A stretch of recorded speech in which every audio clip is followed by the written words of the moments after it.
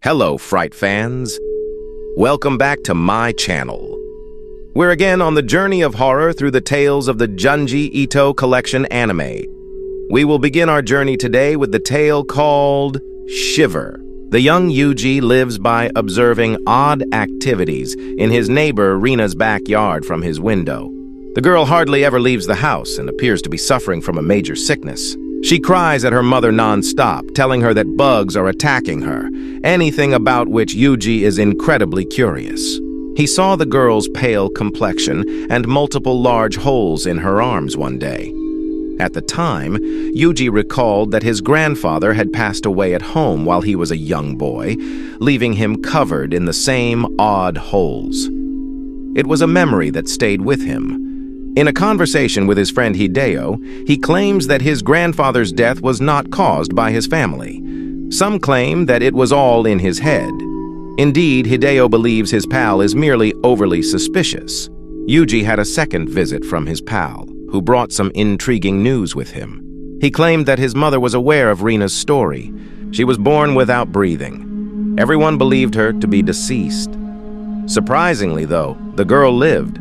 Her body started to develop strange holes as the days went by, as though she wasn't breathing properly. While in Yuji's grandfather's old room, the boys came across his diary and decided to read it in an attempt to uncover some information regarding his passing. The grandfather claims to have discovered a statue of a jade insect. He could not take his eyes off the stone. It was that perfect. However, during the next few days, he claims to have experienced chills and to have noticed odd holes in his skin. A few days later, he received a green injection from an enigmatic doctor who no one ever contacted. The holes subsequently become ludicrously large. This is where things get really strange. A swarm of insects that, like jade, came through the glass. They entered the elderly man's bodily holes, where he could feel their presence. The curse took a horrible turn as it developed. He had run out of strength altogether. He made the decision to toss the jade out the window so that no one could touch it, as he knew it was the cause of this curse.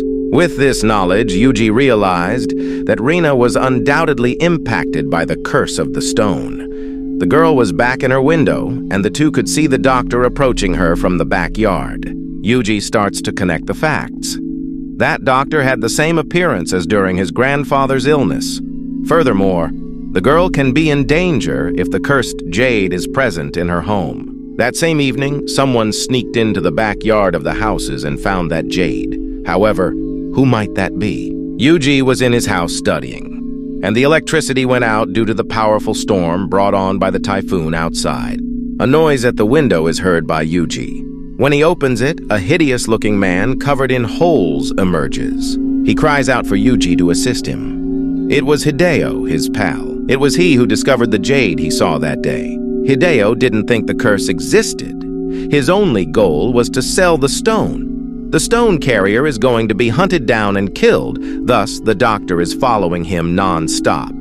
Despite Hideo's best efforts to flee, the man finds his dead body. The following day, the most puzzling thing happened. Rina healed overnight. She was healthy and happy, revealing a thought-provoking theory.